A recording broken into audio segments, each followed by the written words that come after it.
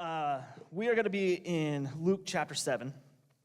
There are some notes on the Bible app. The notes that I put on the Bible app, I freely admit, are very sparse, and there is a reason for that. As I was preparing for this week, I'll be honest, I couldn't make up my mind. There were so many things about this passage that I felt like were helpful, were important, but I wasn't exactly sure what was the best way to go about this. And I was struggling with it up until, let's be honest, about 30 seconds ago. And I'm still trusting that God is going to speak to us through His Word today. But one of the things that I had a struggle with, one of the reasons why it was sparse on there, why I couldn't make up my mind, is because when we take a look at this story, if you know what Luke 7 is, if you read ahead or look at the picture, you might know or understand that where we're at in Luke's gospel is the faith of the centurion. And the thing about that story, the place where most of us connect to him, to this story, to Jesus' power, is the fact that this man is scared. He is seeking answers because someone he loves, someone he cares about, is in trouble. And let's be honest, I think it's fair to say that all of us have been in that situation in life where we have been at the side of someone that we care about, watching them hurt. And I mean, we've had people who have dealt with cancer. We have people who have dealt with trips to the emergency room because of any number of things. We have dealt with people who are in our congregation. I am saying that we have had people who have suffered physically. Like I said, I think it is fair to say that every one of us in this room has sat by the bed or sat in a chair next to someone, looked at them in the eyes and thought, how do we get out of this? Is there a way beyond this? Or is this the end? And I think that is where we all connect with this story, and I think that that's important. And the trouble is that I can't stand up here and in one sermon give you the whole slew of things to talk about God allowing bad things to happen to good people, right?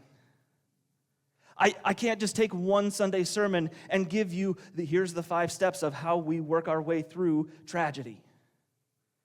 Because those kinds of things are not, I don't want this to sound wrong.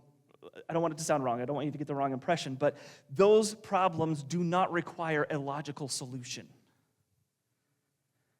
And I think you know what I mean, because when in those situations, somebody can come up to us and give us a nice laid out plan of, bad things happen because we're sinful people, because we live in a fallen world, because of all these things. It's a result of our choices and all that kind of stuff. But in reality, are you really going to hear those things when somebody tells them to you while you're watching somebody hurt? I don't think so. Because the answer to those questions is not rational, it's relational.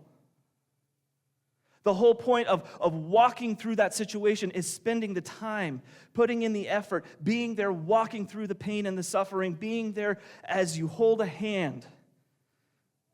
That's how you get through those kinds of things. And I think that's important. I think that is a huge question to try to wrestle with.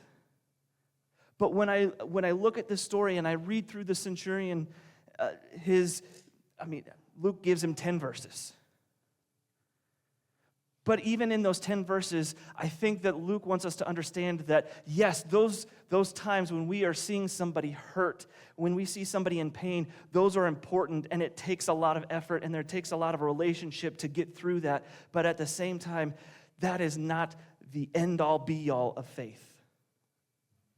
What I mean is that our faith doesn't just count when we see somebody hurting. Our faith is something that has to be put into practice.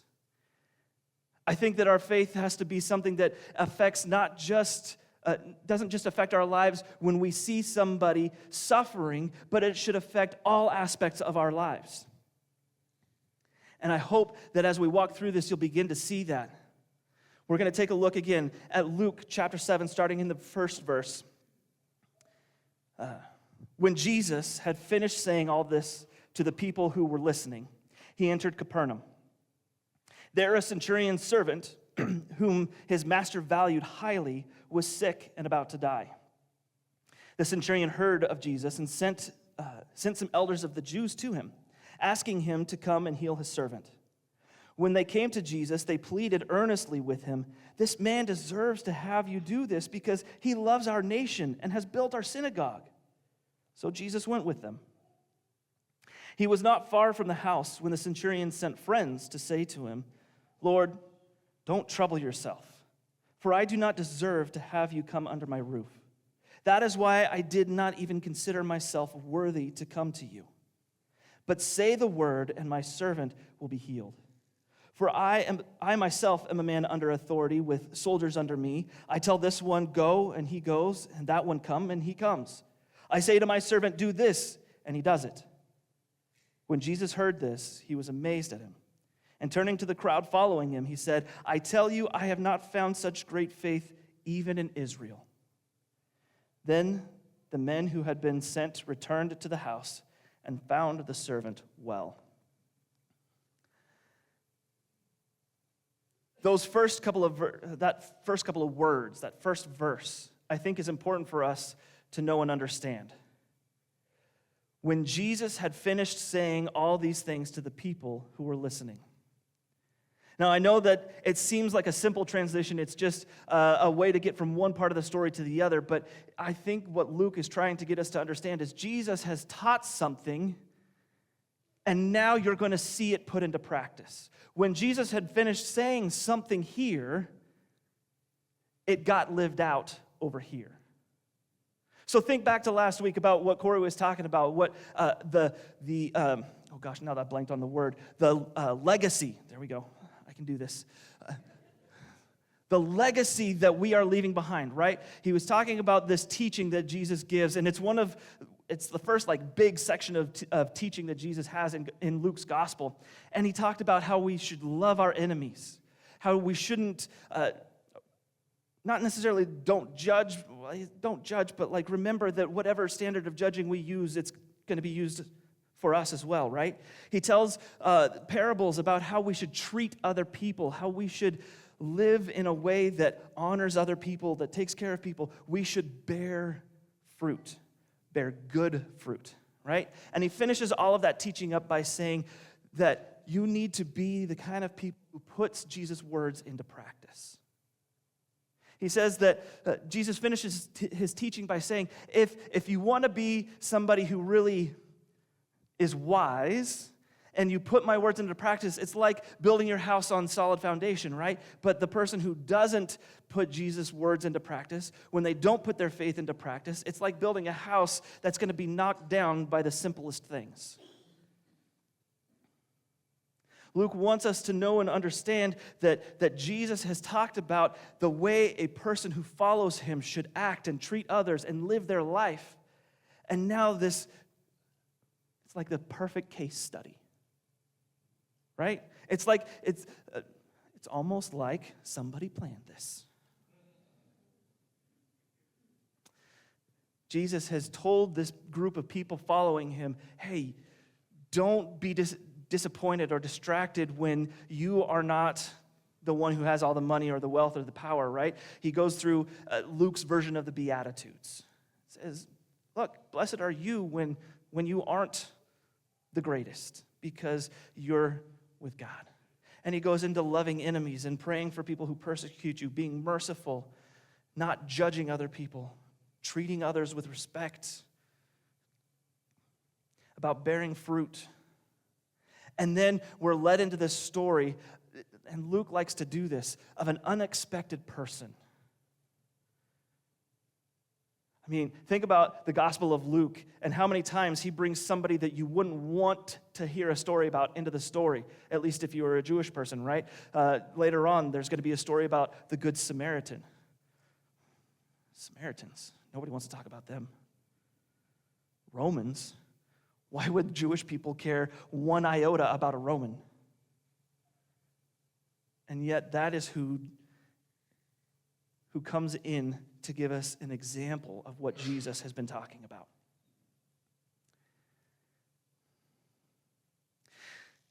These things are connected. And so as we go through this, I want you to go back and remember what Jesus has already taught about. Remember what it means to put faith into practice. So let's talk about the centurion for a second. I am not a military person. I never served. I know, I'm sorry. You can stone me later. But this is a centurion, and I don't know if you guys know what you guys know about Roman military. I know a tiny bit, right? I know just enough to get me into trouble again. But a centurion is, well, the Roman army is the backbone of the Roman civilization. It's what holds it together. It's what makes it function and work. And the centurion is the backbone of the Roman army. I don't know what equivalent this would be in any of our branches of service. A centurion is kind of what it sounds like. If you know the word century, right? It's about 100. And so a centurion in the Roman army would have control of anywhere between about 80 and 100 troops, depending on the area and the time, what's going on, how many troops they have to spare for that part of their world. So a Roman centurion has about 100 troops under his command. Now, again, I have not served, so I cannot speak to this firsthand, but one thing that I have come to know from knowing people who have been in the military, whether that be Army, Navy, Marines, I don't know about the Air Force. I don't know. Anyway, people who have served and get deployed, it's not the easiest job to try to keep a bunch of military guys under control, to get them to behave themselves when they are deployed somewhere away from home and are surrounded by a lot of different things that could get them into trouble. Think about this. A centurion is in charge of 100 guys that he is supposed to keep out of trouble. He is supposed to keep them battle ready. He is supposed to be in charge of making sure that these guys are not causing problems, but stopping the correct problems. Now, I don't know about you. I don't want to have to do that for 10 people, let alone 100. But he is the kind of officer that has to be in charge of keeping these guys out of trouble. He has to be the guy that takes all the flack from somebody up above him and get his guys to listen and to do what they're supposed to do, right? He's the in-between guy between upper brass and the guys on the ground. It doesn't sound like an easy job. And then on top of that, he is supposed to be keeping an eye on all these people in Capernaum or in the Galilee area. Meaning that he is getting it from both sides. He's got to take care of his own people and he's got to take care of other people. He's got a lot of responsibility. He's got a lot of pressure on him to make things right, to get it right, to make sure that things go smoothly. Again, not a position that seems like a highly sought after one. But it's not all bad because a centurion in the Roman army, we have found, was paid probably 30 to 40 times the amount that a regular soldier was paid. So the soldiers are not, they're not making dirt. They're doing pretty well for themselves. And now this guy's getting paid 30 to 40 times what a normal soldier would make. So, he's doing pretty well for himself. But this centurion, he is a part of the Roman army, an occupying army in somebody else's land. But this guy seems to be different. Yeah, he's got a lot of responsibility. Yeah, he's the kind of person who has to take care of both sides of the problem, right? He's got to take care of his own soldiers. He's got to take care of the people that they are there to keep an eye on. But this guy, Luke makes him stand out. Luke makes him stand out, first of all, by saying that he cares about a servant. Now, I know that what we can gather from history is that servants weren't always it wasn't always a bad job. Being a Roman servant, a Roman slave, could go either way. Sometimes it meant that you were a part of the family. Sometimes it meant that you were highly thought of because you were a part of a Roman citizen's household. But there are also things that we have found in writings that says that you should always yearly check your tools, your farm equipment, including your slaves. And if they're old and worn out, get rid of them. Replace them.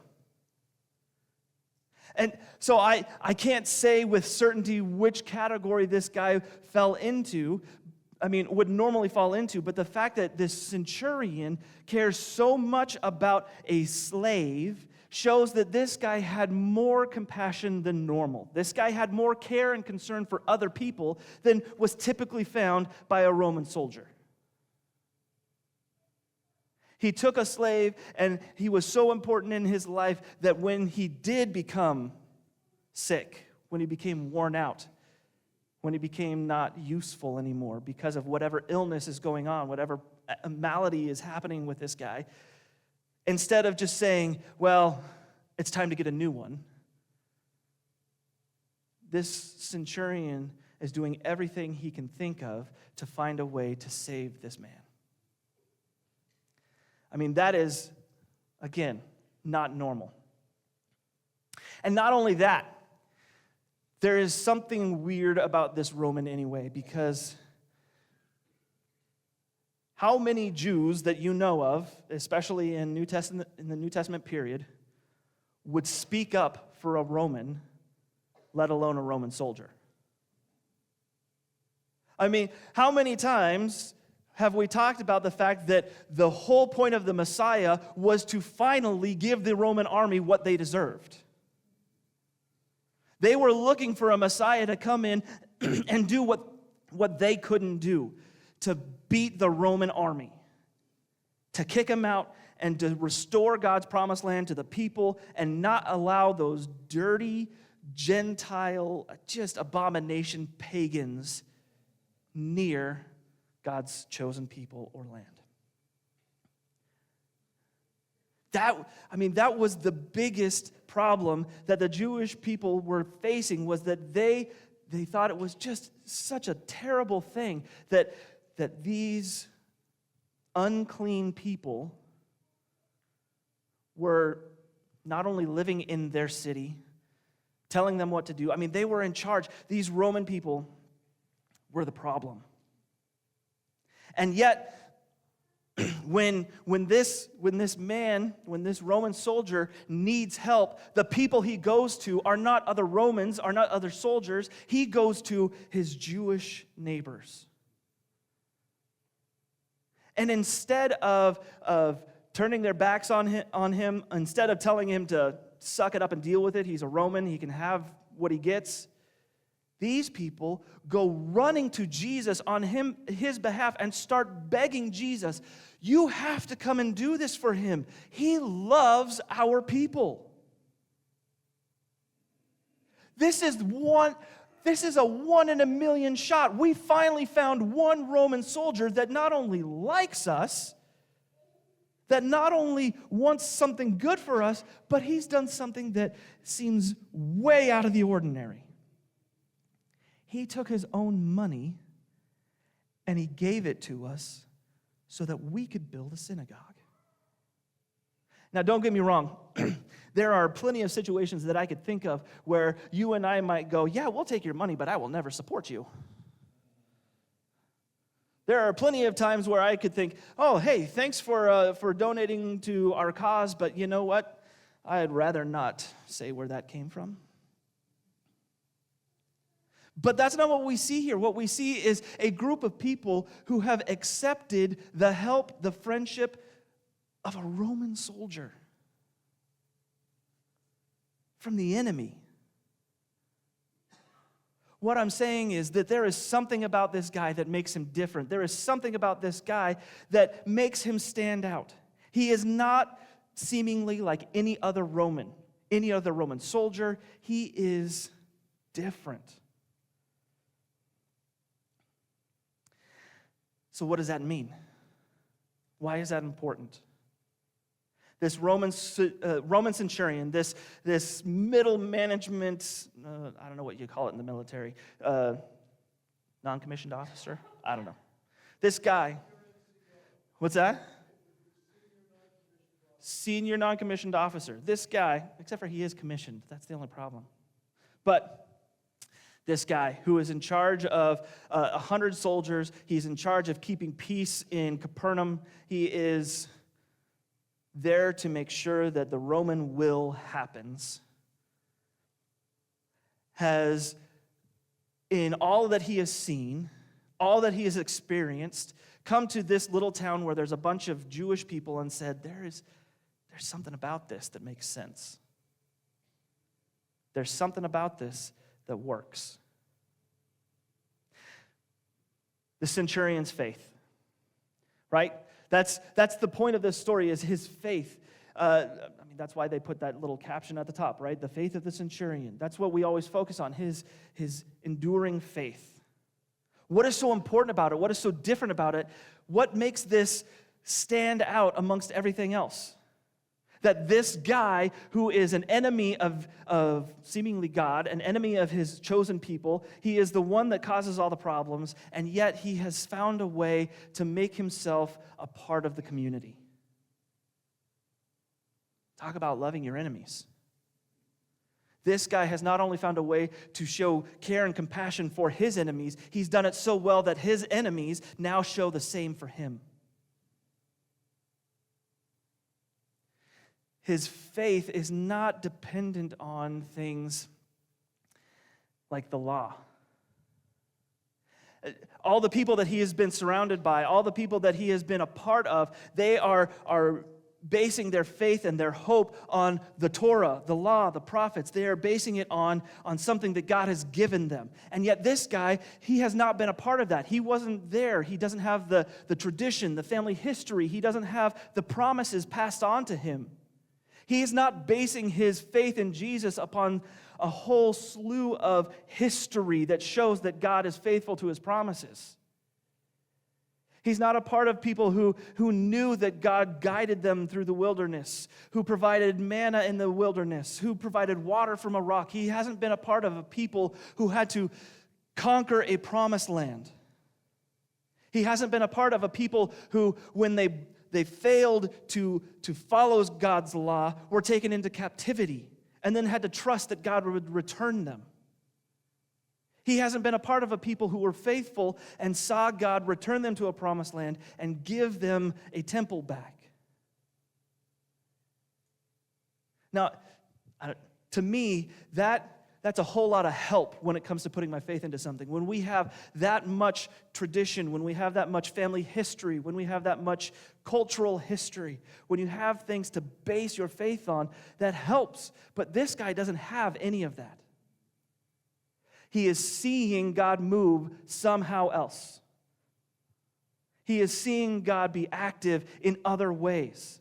His faith is completely dependent on who he knows Jesus to be. All he knows is the stories he is hearing. Maybe he was able to go to some of Jesus' teachings. Maybe he was able to see some of the miracles. I don't know. We're not given that explicit information. All we know is that he has heard about Jesus, and what he has heard and seen has convinced him to believe in Jesus. Not dependent on anything else, not on because it's a part of my family, because it's a part of my history, not because of culture, not because of anything else. He simply knows that Jesus is different. He recognizes the power of who Jesus is. When we take a look at the rest of Scripture, when we take a look at things beyond this gospel, we see that Paul calls this or he talks about this in Romans chapter 2. In Romans chapter 2, verses 14 and 15, Paul says that Gentiles, the non-Jewish people, even they know and recognize the goodness of God. He's talking about, in the beginning of Romans, he's talking about how even the Gentiles have God's law written on their hearts because they recognize good and evil. They recognize right and wrong. And sometimes that law on their heart convicts them. Sometimes it encourages them, right? But what Paul wants people to understand is that even Jewish people, or non-Jewish people, even these Gentiles have some form of God's law on their heart, right? They understand what's right and wrong. This part of it is something that gets me because there are so many people out there, a lot of atheists, a lot of agnostic people, a lot of people who don't want to put their faith in God. And they look at things like this. They look at situations that we're talking about today where bad things happen to good people, right? And they use that as an excuse to say, how could you believe in a God who allows death and suffering? How can you believe in a God who would kill other people? How can you believe in a God that allows these bad things to happen? How can you look around at your world and see the suffering of children with illnesses or people who are homeless? How can you look at those things and say that God is good? And the funny thing to me about that is that the only reason that they can answer or ask that question is because they are borrowing from God to do it. If God really doesn't exist, if there is no God, then what in the world is wrong with people dying? If God doesn't exist, if God does not set your standard of what is right and wrong, or if God does not set your standard of a human life, then what does it matter if you go out and murder a bunch of people? What does it matter if there are people dying from disease? It's because God's law on your heart says that God has made them and there is value in them, and so there is something wrong with people dying. And somehow this centurion sees that. He has seen a plethora of gods fail. He has seen a culture that has just devastated what the meaning of human life is. He has seen people who, when a baby is born and it looks like it has a birth defect, they leave them out to die. And he knows that there is something wrong with that. He knows that he wants something different. God has written his law in his heart, and he recognizes that God has to be different than what he has seen in the Roman world.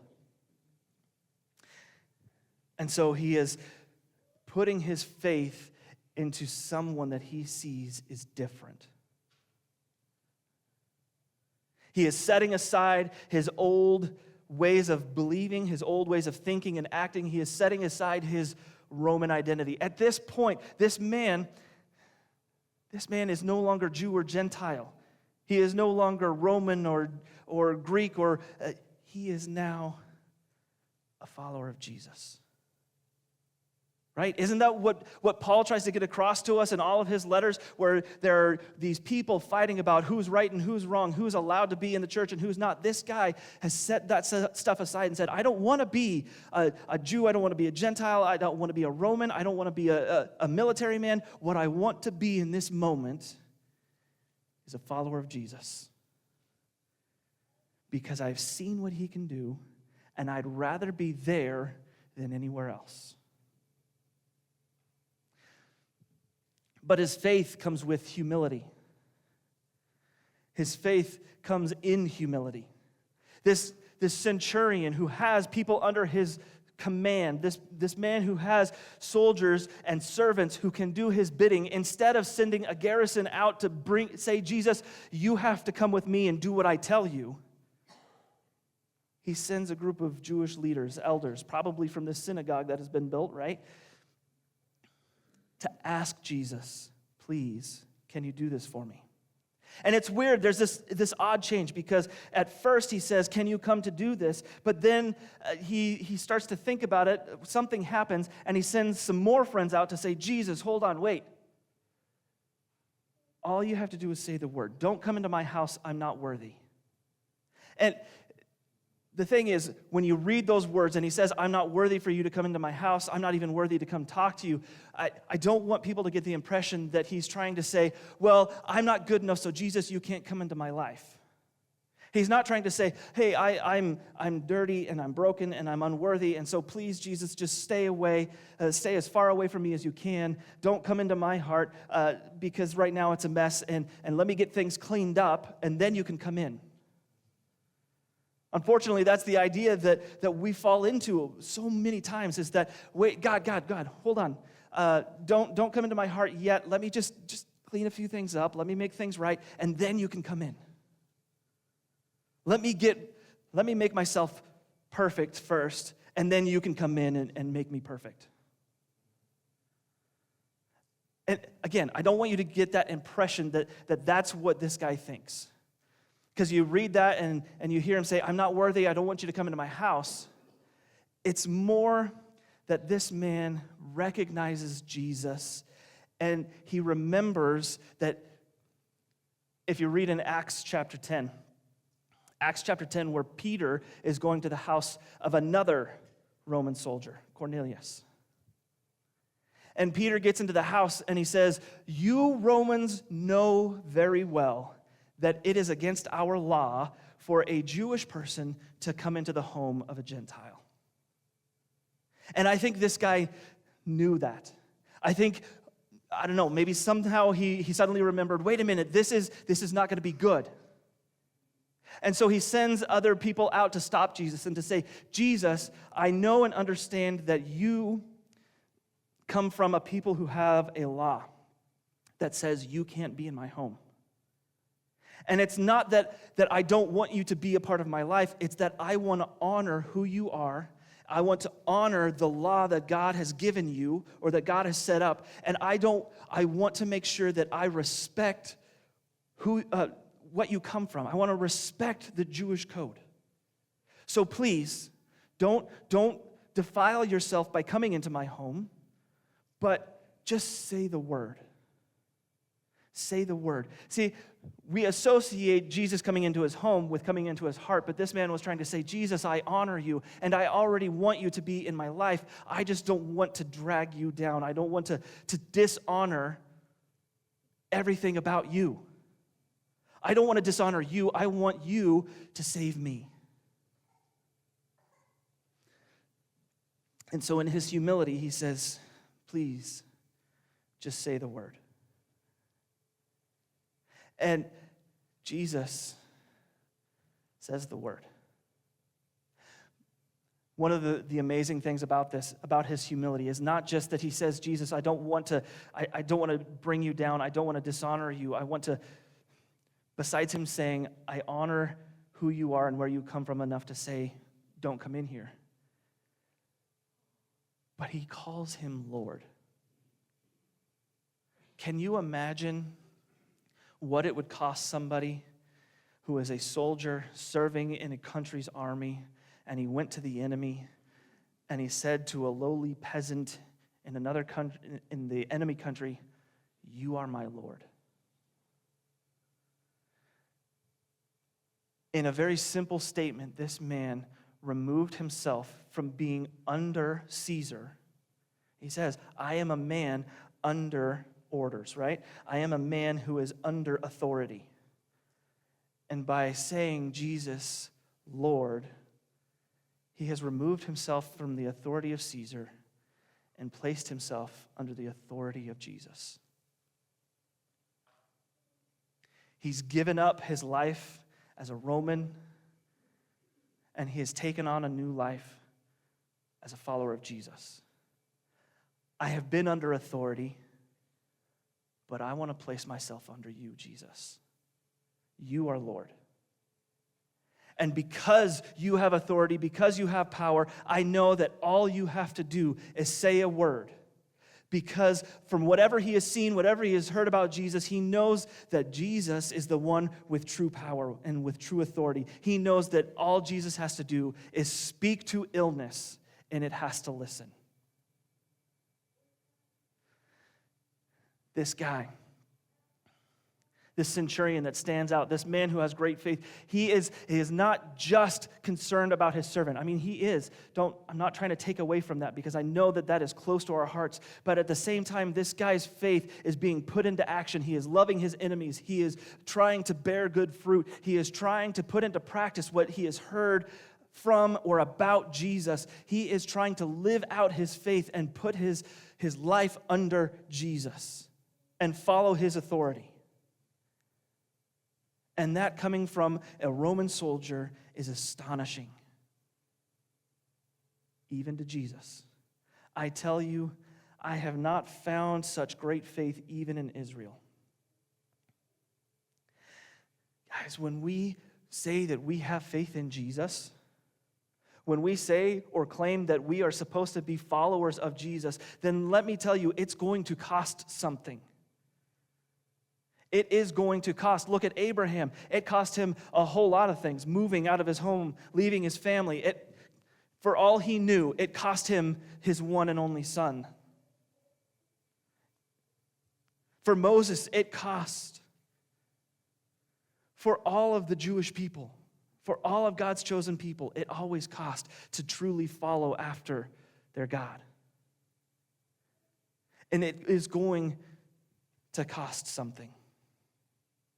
Sometimes it shows up in the hurt, in the pain of a lost person. Sometimes it shows up, and not just in the pain and the loss of a person, but, I mean, you look around today, and you can say that we are watching the death of our society. We are sitting in a chair by the bedside of our culture, of our society, watching it fade away, going, God, what do we do? You can speak a word and save this. And that is why I was so torn between just talking about God helping save people and God doing more than that. Us having faith that God can do so much more than just save one life. We are sitting by the bedside of a world that is fading away, and we all need to take the chance to make the stand, to live out faith and say, Jesus, you are Lord, and all you have to do is say the word. All you have to do is speak, and you can fix this.